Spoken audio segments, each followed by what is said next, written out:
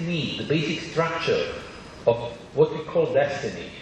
And here we have 3 more planets that are working together with these. These are Mars, Saturn, and of course Pluto. And you know, when we say Pluto, we mean a god of underworld, of something that is really connecting us with the core, with the Earth, and more precisely with the core of the Earth. Actually, the way to the heaven goes through the Earth, through the core of Earth, because through this core of this planet, which is actually the heart of this planet, we are connecting ourselves with the whole universe. Actually, we are circling around the sun, and also with the sun, we are circling as a system around the Milky Way, around the galaxy.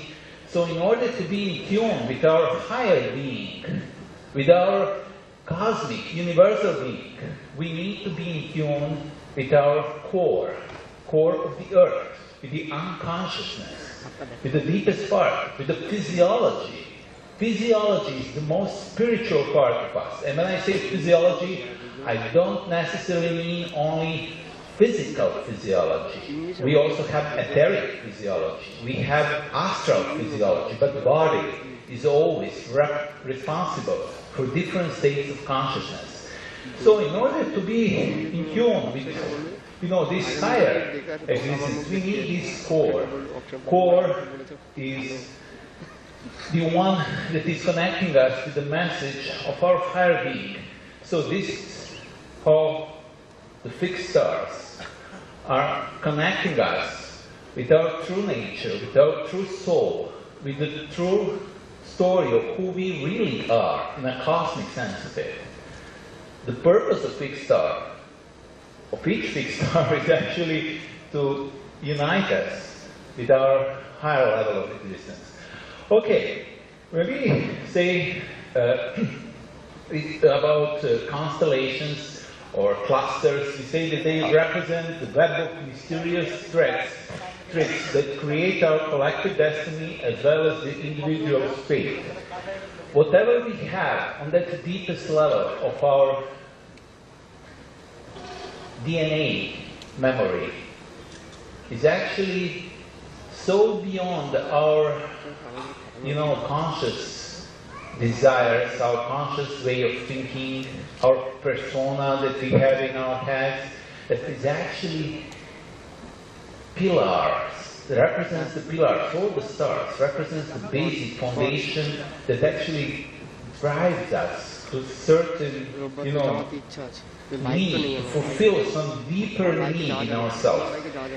And we say that this foundation is made up of primordial myths incorporated with the being of essence of the collective unconscious, therefore representing the fundamental cause of humanity. All the stories, all the history is written in these codes that we have. And no matter how incredible it might seem at first, myths are the only authentic history of humanity.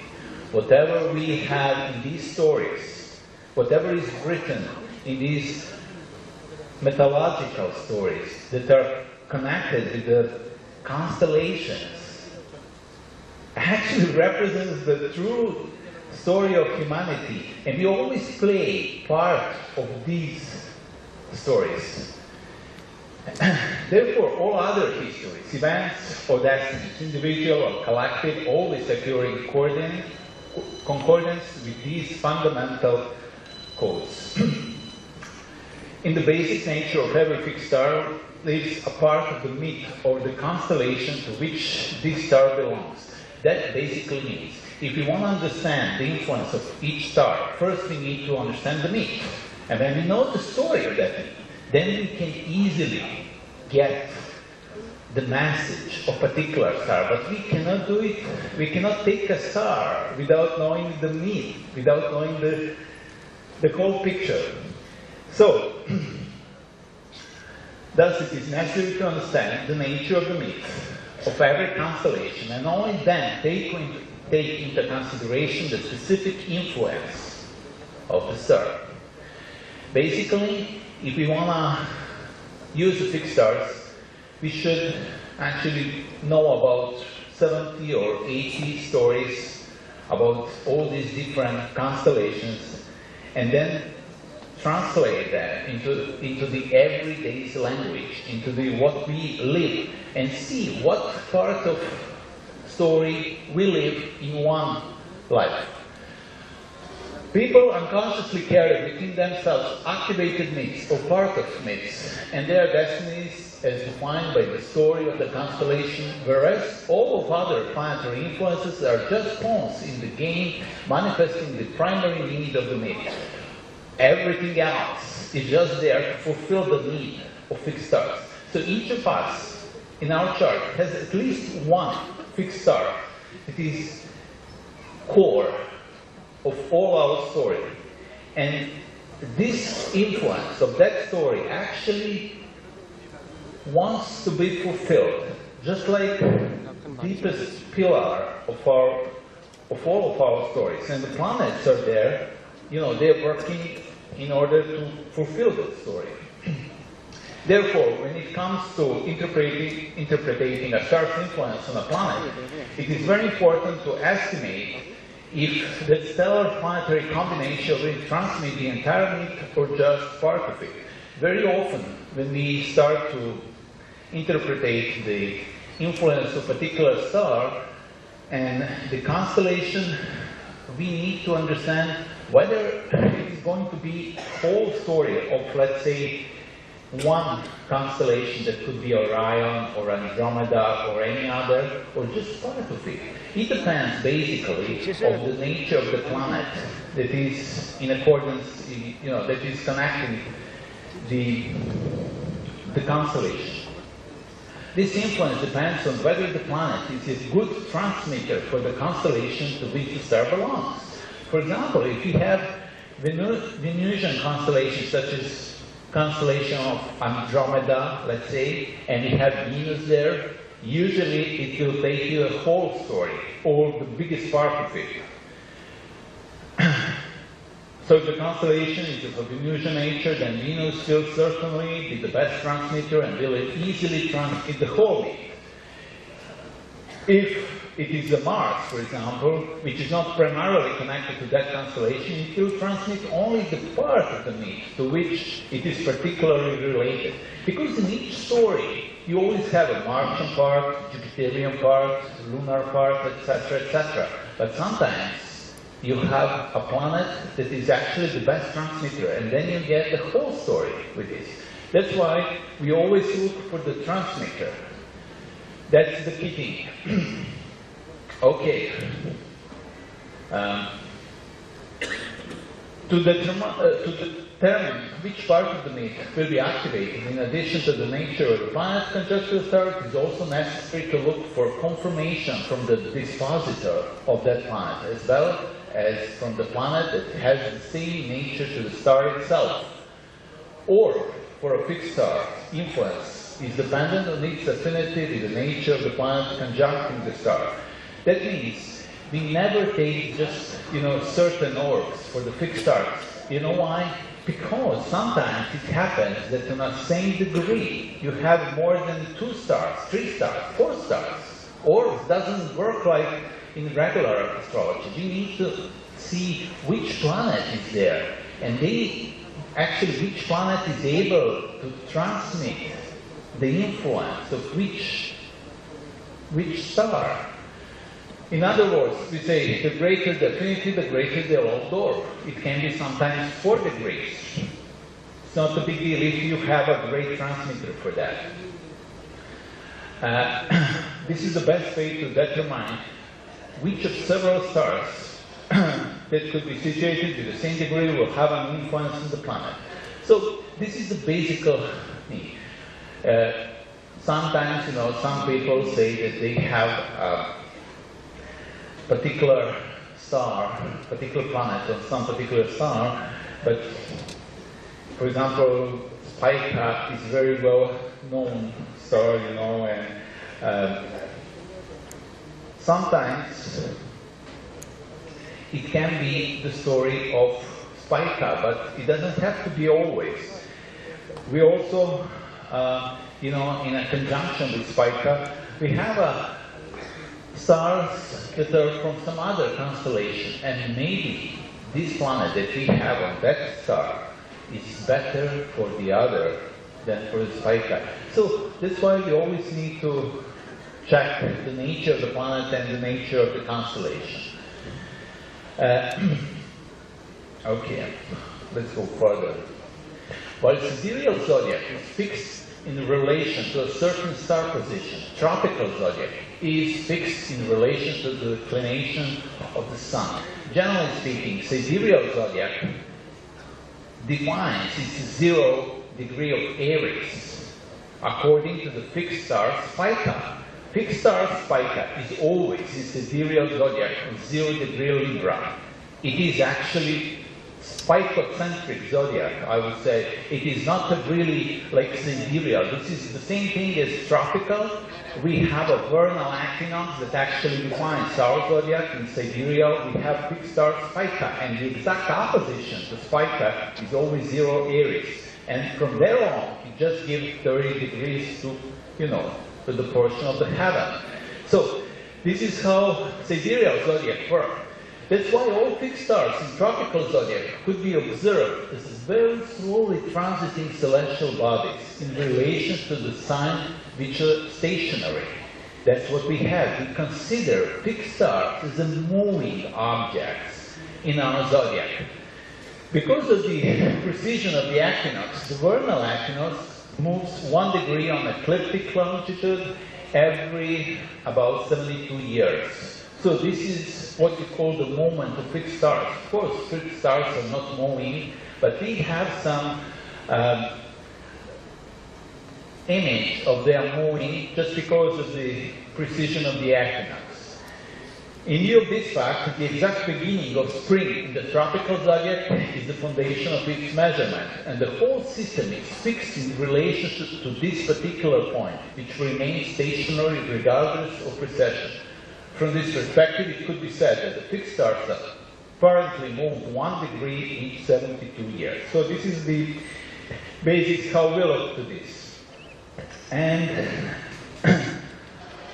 I wanna, in this short time, just give you some insight into the story of one of the biggest image on the heaven we have that is known as Orion. Orion is one of the brightest constellations and very well known in many traditions. When we are talking about Spica, as we said just a minute before, this is known as Alpha Virgo, the primary star in a constellation of Virgo. So, I want to tell you something about the sun of Orion and the Virgin. You see, Orion is the only constellation that the ancient nations, especially Egyptians, respected as a god, and not only as a symbol of God, but as God like himself, the physical appearance of it. You know, in one text from a pyramid, it literally said about Orion, or to the Egyptians about Osiris. They considered Orion to be Osiris, just the same. So for them it was completely the same. So this is the story which is said. I fly from you, O man, I am not from the earth, I am from the sky. I have soared to the sky as a heaven, I have kissed the sky as a falcon. And look at that. I am the essence of a god, the son of a god. You see, this ancient idea, this story, that actually Orion, or Osiris, represents the son of a god. We had really long ago, way before the Christianity actually became. And you know, the idea that whatever is connected with the Orion is connected with the god was actually the code for wise men to predict an important incarnation that will be known later as the Son of God. But the Orion is actually the key point where we start our research for that. This is a chart that I use for a chart. This is Jesus Christ chart.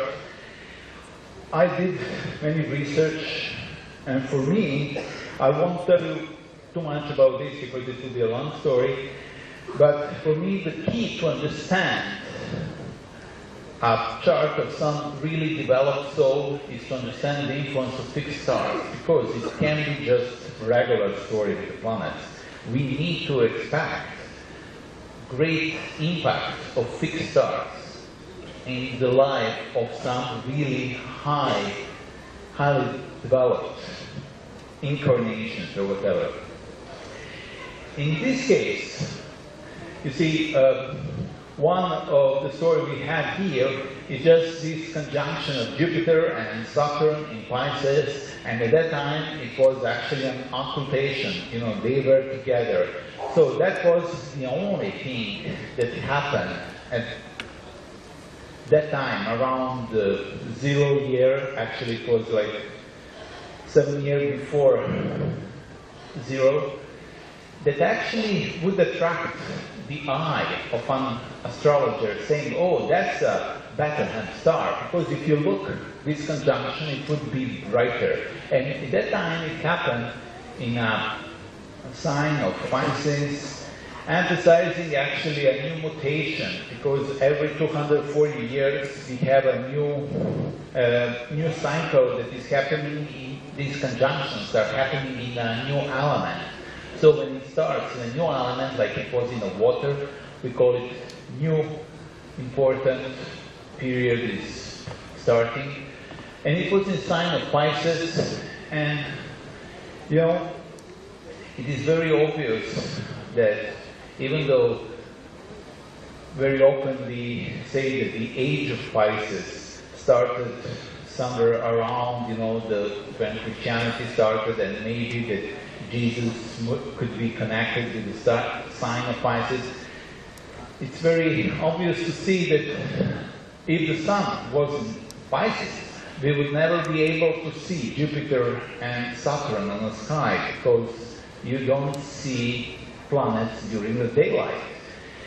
And also the other story you have, it is written that, you know, he was born from the Virgin.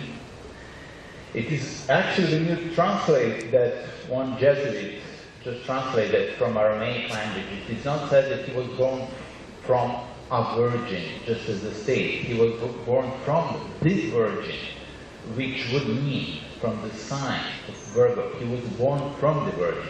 So that's why we have here, in the opposite sign, Sun. But there is something way more important that actually is emphasizing this story.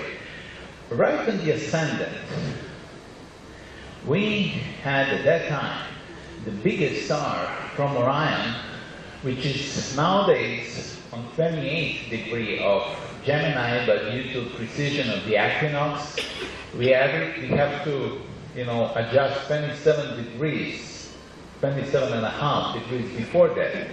So when he was born, there was an Alpha Orionis star on his ascendant, which is known as a god. I mean, Orion is the biggest, the brightest star from Orion, represents a god. So he was born from a god, and look at that. The ruler of ascendant is a Mercury. And where it is, it's the 26th of Virgo, but just add 27 degrees, and what you get, that's the degree of fixed star Spica. You know, nowadays, fixed star Spica in tropical zodiac is a 23 degree of Libra, but at that time, it was there. So here is the story. There will be a great incarnation. He will be born from a god and from a virgin. From the Virgin, here we have ascendant and the ruler of the ascendant. So they are there. That's the basic framework for all this research, and of course it is not enough to prove completely this chart, but because the topic of this is not the Jesus chart, so I won't go deeper into it, but I just want to emphasize these two important things. And talking about Spica, we just know that Spica is so important star for all of us, even now, because this is actually the star that is the cornerstone for Sidereal Zodiac. We, in Western astrology, use fixed star Spica as a slowly moving object. In Sidereal astrology, it's a really fixed point. So, if you take Sidereal Zodiac, we say that fixed star Spica is always 0 degree Libra. In the exactly opposite place is 0 degree Aries. And from there on, we define 30 degrees each. In Sidereal Zodiac, this vernal point right now, today, is on a 5 degree of Pisces, 2 minutes, which should be somewhere here, and it is going backwards. So that means from Aries, it goes toward Aquarius through the sign of Pisces. That means that vernal point in Sidereal Zodiac will enter the sign of Aquarius in 362 years from now, to be very precise.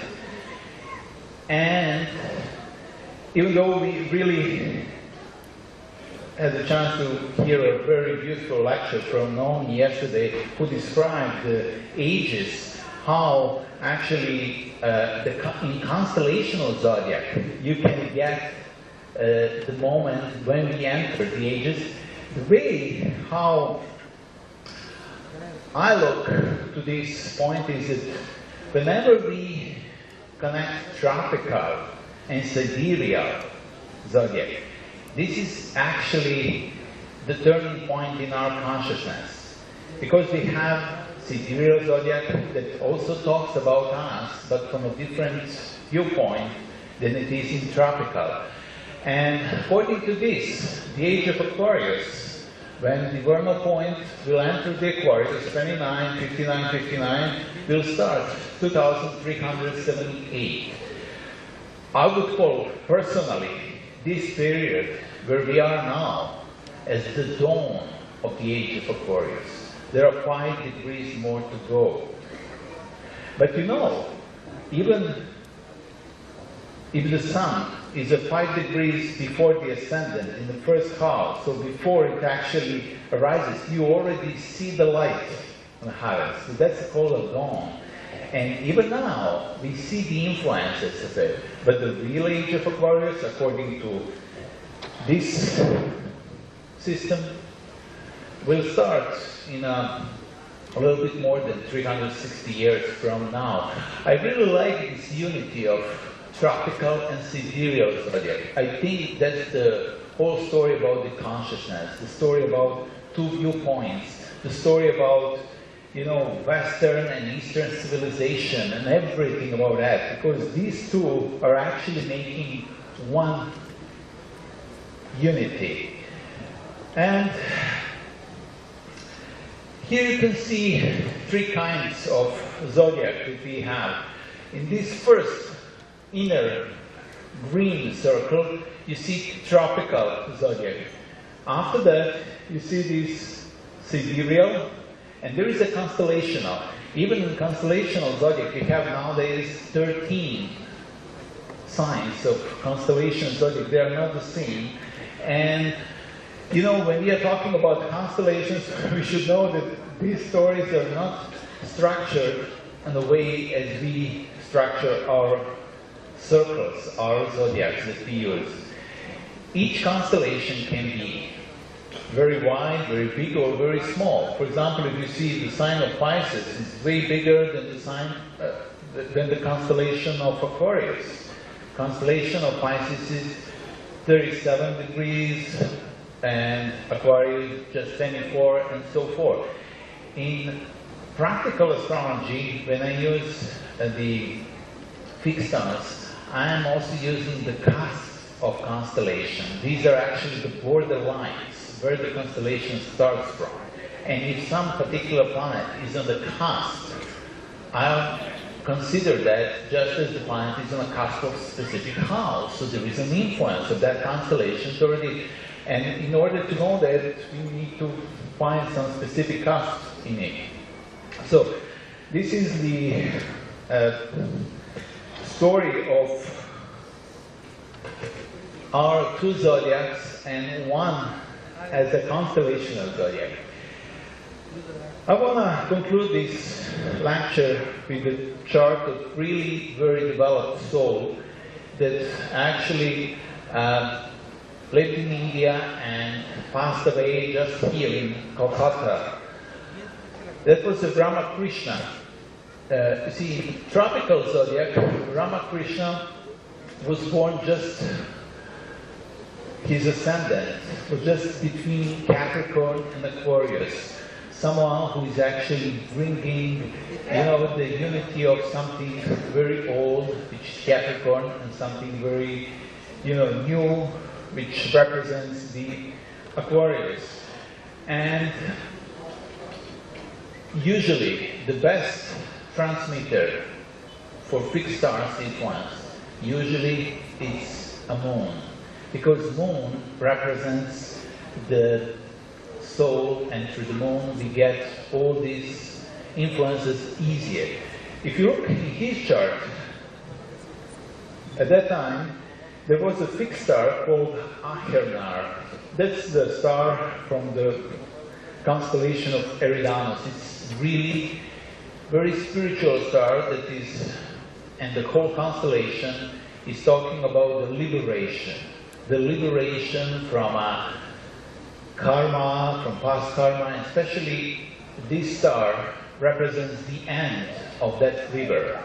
Always, this is the place where river meets the ocean, and where our soul is actually open to some which is really eternal, something very big. Sometimes it can actually emphasize the last incarnation, or that we finish some karma or something. But it's very Jupiterian star, and very spiritual. And moon was there, but it's always important to consider not only moon, but the dispositor. The ruler, Jupiter, is exalted. Jupiter was in a really great position in Cancer, making trine with the Saturn, which is actually the ruler of his ascendant. So that means that the dispositor of his moon, which is really in a great position, is making trine with this, and also Saturn made the trine with moon, and especially the Mercury. So generally speaking, he had a big watery trine, including that fixed star, that actually enabled this soul to be so highly elevated, to be so special, that the higher being was able to work through him. Each of us always have that core, that part that is connecting us to the core, and through the core we are connected with the whole universe and with the higher being. And it is always written in the deepest light that we have in our chart. Deepest light is the light of fixed stars. That's not the light of the sun or the moon. That's even deeper. Tiny light of fixed star is very powerful for the higher being. That's the purpose of it. And with that, I would conclude my lecture. Thank you very much.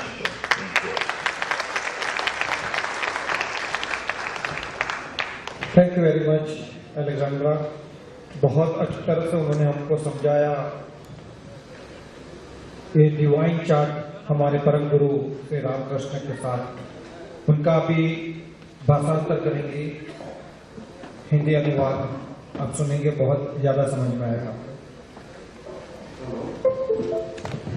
Indian astrology and Western astrology translation में काफी ज़्यादा difference है।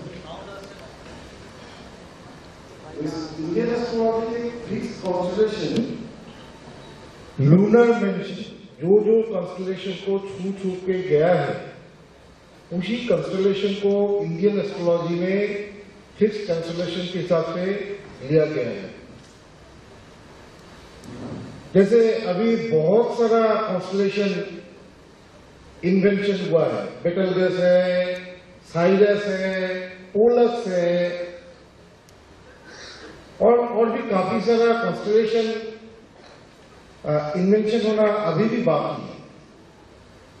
लेकिन जितना भी कंस्टेलेशन हो, lunar वेंशन यानी चंद्रमा का जब पथ है उसको छू के जो जो कंस्टेलेशन चलता है उसी को लेके इंडियन एस्ट्रोलॉजी का फिक्स कंस्टेलेशन बना हुआ है।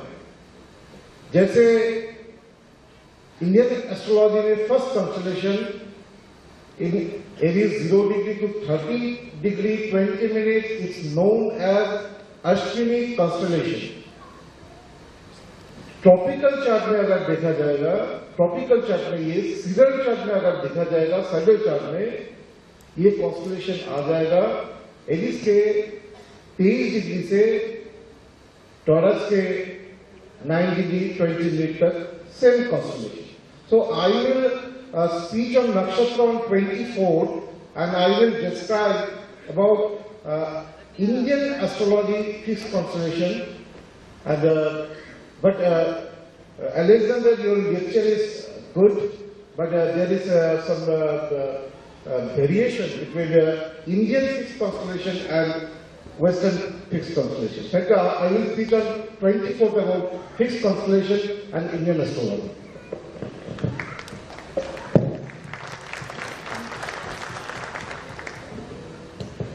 नमस्कार, मैं मिस्टर अलेक्जेंडर इम्सिराजिक की fix chart pillars of destiny की व्याख्या संक्षेप में मैं अनुवाद कर रही हूँ। नक्षत्रीय तारामंडल या तारे के समूह हमारे सामूहिक भाग्य या भविष्यवक्ता के रहस्यमय भागों का प्रतीक है। साथ ही व्यक्ति विशेष के भाग्य का भी ये निर्धारण करता है। इसका बुनियाद आदिकाली मिथक से बने हैं और मनुष्य के अचैतन्य सत्ता में समाविष्ट है। ये मानवता के मौलिक संहिता का प्रतीक है। मिथक चाहे कितना भी आश्चर्यजनक लगे, ये मानव जीवन के एकमात्र यथार्थ इतिहास है। अतः अन्य सभी ऐतिहासिक घटना या नियति व्यक्तिगत या सामूहिक हो, हमेशा इन मौलिक प्रतीक यानी कोड के साथ सामंजस्य रखता है। सभी नियत नक्षत्र के बुनियादी प्रकृति के अंतर्गत तारामंडल का मिथक छिपा होता है, जिस तारामंडल में वो नक्षत्र शामिल है। अगर हम उस तारामंडल के कोई एक नक्षत्र को समझना चाहते हैं या उस नक्षत्र के विशिष्ट प्रभाव को जानना चाहते हैं, तो किसी भी तारामंडल के मिथक को जानना जरूरी होगा। हालांकि सभी सितारे और तारामंडल हर चंद्र कुंडली के भीतर मौजूद होता है, पर सिर्फ उन्हीं नक्षत्र जो ग्रह द्वारा छुआ जाता है एवं ग्रह के संयोग में आता है, सिर्फ वही नक्षत्र व्यक्ति के जीवन को प्रभावित करता है। लोग अनजाने में स्वयं के भीतर सक्रिय मिथकों को साथ ले चलते हैं और उनकी नियति नक्षत्र द्वारा निर्धारित मानते हैं, जबकि सभी ग्रहों के प्रभाव असल में सिर्फ प्यादे हैं जो मिथक की प्राथमिक आवश्यकता को विकसित करता है। अतः एक ग्रह पर किसी नक्षत्र के प्रभाव की व्याख्या करने के लिए यह अंदाज लगाना महत्वपूर्ण है कि उस नक्षत्र ग्रह की संयोजन पूरे मिथक को प्रसारित करेगा या उसके एक हिस्से को। यह प्रभाव कोई विशेष ग्रह उस नक्षत्र मंडल के एक अच्छा ट्रांसमीटर है या नहीं, इस पर निर्भर करता है। अगर नक्षत्र मंडल वेनुसियन प्रकृति का है, तो ये निश्चित रूप से वेनस यानी कि शुक्र के लिए अच्छा ट्रांसमीटर होगा और आसानी से पूरे मिथक प्रसारित होंगे। जबकि अगर ग्रह मंगल या मार्स हो, तो मुख्य रूप से उस नक्षत्र मंडल से नहीं जुड़ा है, तो मिथक का केवल वही हिस्सा प्रसारित होगा जिससे यह विशेष रूप से संबंधित है। मिथक का कौन सा हिस्सा सक्रिय होगा, ये निर्धारित करने के लिए ग्रह की प्रकृति एवं शासक ग्रह जानना जरूरी है। साथ ही ये जानना भी आवश्यक है कि कौन सा ग्रह उस नक्षत्र की प्रकृति से मिलता है। वस्तुतः अगर वो विशेष नक्षत्र बृहस्पति या शनि, जुपिटर और सैटर्न की प्रकृति का है, तो शासक ग्रह डिस्पोजिटर होने के अलावा बृहस्पति और शनि के प्रकृति का जांच करना भी जरूरी है। ये भी देखना आवश्यक है कि नक्षत्र एवं नक्षत्र मंडल के प्रकृति और उसका स्थान नियोजन से संबंधन है। इसलिए प्राथमिक रूप से आवश्यक है कि हम उस नक्षत्र मंडल के मिथक को समझें एवं उस चित्रण को कुंडली के बाकी हिस्सों से परिभाषित करें। एक नक्षत्र द्वारा दिए गए मिथक वास्तविकता की बुनियादी बनावट है और वही एक व्यक्ति की एनकोडेड यानी पूर्तिकृत भाग्य भी है जो जन्म उपरांत वो लिए चलता है। अपने मिथक की ओर वो आगे बढ़ता है और इस अनुभव एवं साकार की ओर बढ़ते जाता है। ग्रह सचित्र व्याख्या द्वारा पौराणिक संभावना का वास्तविक समाधान या स्पष्टीकरण भी करता है। असल में ग्रहों के प्रभाव के माध्यम से मिथक की कहानी को इस जीवन काल में भी पूरा किया जा सकता है। एक व्यक्ति एक मिथक का हिस्सा जी सकता है और उसके दूसरे हिस्से को कुछ अन्य पौराणिक भाग्य द्वारा जिया जा सकता है। तथापि ज्योतिष जब कुंडली के इस मौलिक कोड को निर्धारित करते हैं तो वो अचेतन मन जो कि जीवन के अदृश्य सूत्रों द्वारा व्यक्त होते हैं उन्हें भी समझ लेते हैं। वही असल में पिलर्स ऑफ डेस्टिनी यानी कि भाग्य का स्तंभ माना जाता है। There are 3 levels of reality यानी वास्तविकता के 3 स्तर हैं और उन सभी स्तरों के अपने प्रकाश के स्रोत होते हैं। सूर्य, चंद्रमा और स्त्री नक्षत्र प्रकाश के स्रोत है। चेतन यानी कॉन्शियसनेस सूर्य, बुध और बृहस्पति है। अवचेतन यानी सबकॉन्शियसनेस चंद्रमा, शुक्र, यूरेनस और नेपच्यून है। अचेतन स्त्री नक्षत्र मंगल, शनि और प्लूटो है। धन्यवाद।